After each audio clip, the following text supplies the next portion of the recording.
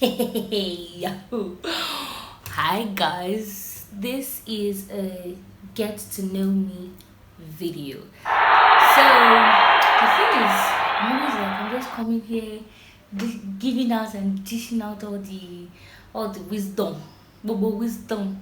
So I was like, auntie, calm down first. Let's even get to know these people, and let these people get to know me. So that was what actually prompted this particular video. Woohoo! Whoop, whoop, whoop. I'm super excited. So I came across this list on Instagram and I actually love it. I even dropped it on my Instagram stories. So these questions are questions that some of them I've answered because people asked me on my Instagram stories. And I just felt like, what? I could as well do it on YouTube because you know what? We are family.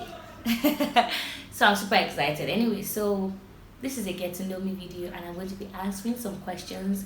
I'm recording with my phone because I have just a phone, I don't have a camera. So I wrote those questions down. So I will be checking my jotter and be answering those questions. Who's excited? Me. Because I'm giving you a video people not ask for. Well, take it. Let's get into it. So this is a chilling video because we're just getting to know me. So the first question is, what was my childhood career choice? So like I said on my Instagram stories, I announced one beautiful day on the dining table that you know what, I want to be a lawyer. I don't know what exactly prompted that decision or what I saw, what came into my head. I just knew that I wanted to be a lawyer and I pursued that all through, went to art class. And that one I never be choice. So now I see, who are multi, way. The now answer that, if you choose commercial, I went to art because that's where my brain goes to. But I did my job, I passed my job, I passed my work. Then Was tremble like, hello, who do you think you are, dear? Real sheets. so yeah, I ended up not doing law again in the university. I studied English education. But we'll see. Number two question is, what was my nickname? Or what is my nickname? I don't have a nickname. Everybody just calls me my name. There's no nickname here. So words that upset me the most. That would have to be something like facts. So the thing is, in secondary school, primary school, secondary school, I was very thin. Like I was so thin. You could call me skeleton. I was thin, like thin. You get it? So, and then I came to school fasting. So I was thinner actually. My trousers was practically falling off me. It was that bad.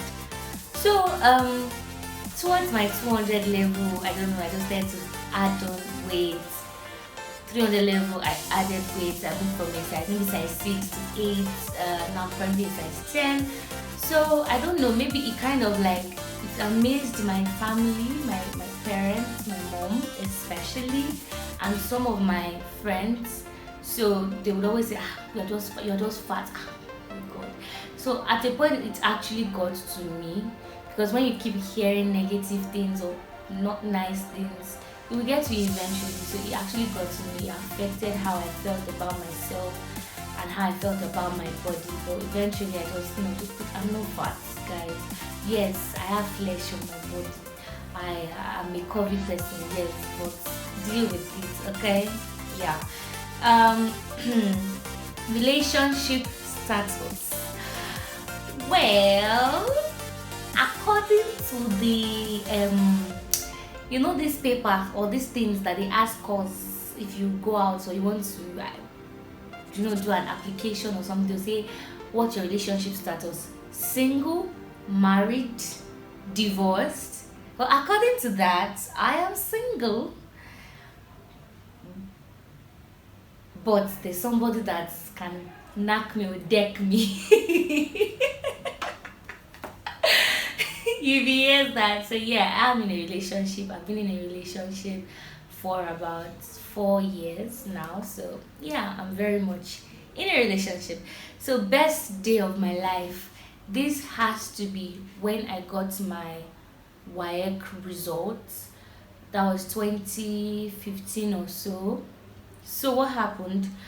Why it is the best day of my life was because my result was withheld alongside, actually my school's result was withheld, and I didn't know what to expect.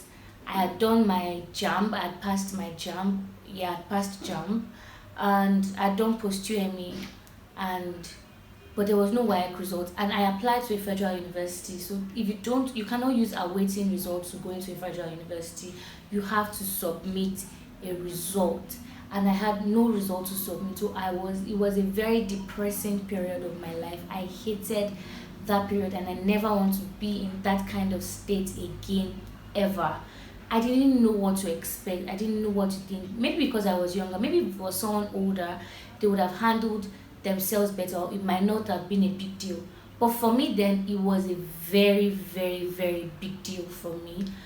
So and then eventually I received my admission letter, and I was called in for clearance. So the thing is, once you go in for clearance, you're supposed to go with your JAMB result, WAEC result, all of those papers are supposed to be there. I had my JAMB result, I had my post-UM result, everything like that, but I had no WAEC result, so I was so scared.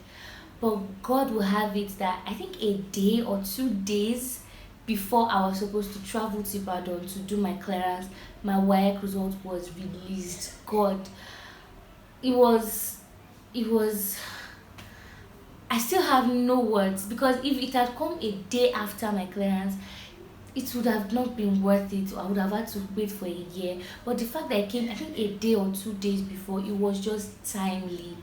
And I just really, really, I'm just grateful to God for it, to be honest. Yeah. Worst day of my life. This has to be when I was in secondary school. Oh my God, I don't ever want to relive the experience. So what happened was, um, I happened to be one of the young prefects in school. So the prefects were picked from 11th grade and 12th grade. I was in, I think, my 10th grade or ninth grade, and I was picked as a prefect. I was selected, the only one in that grade to be selected. So it was kind of something of prestige and all of that. Then we were supposed to have a test. I'm only like building this up so you understand why it was like the worst period. Um, then we're supposed to write a test, computer studies. I can't forget. And it was so exciting for me because I had read, I was ready, I was just writing, and then I noticed that one of my friends did not write Shingban, like she was blank, she didn't know what to do. I don't know what happened. Maybe I was just so excited. I just did not want her to fail. Do you get? So this girl, like, she was able to sit afar from me, oh, but I could see her and she could see me. So I tried to communicate the answer to a particular question to her. And then, ladies and gentlemen, the invigilator caught me. There was a cut. It was horrible because I was a prefect. I am supposed to be my best behavior, right? And I was caught cheating. I was taken to the staff room alongside all of my classmates. We had to kneel down. All the teachers were throwing questions like, why would you do this? Blah blah blah blah blah. I was embarrassed.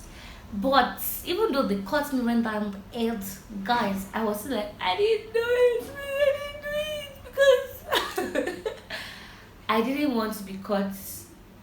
It was just a bad state. And then this person I was even trying to talk to, she just boom face. So I was on my own. I was told that I was going to be debarred.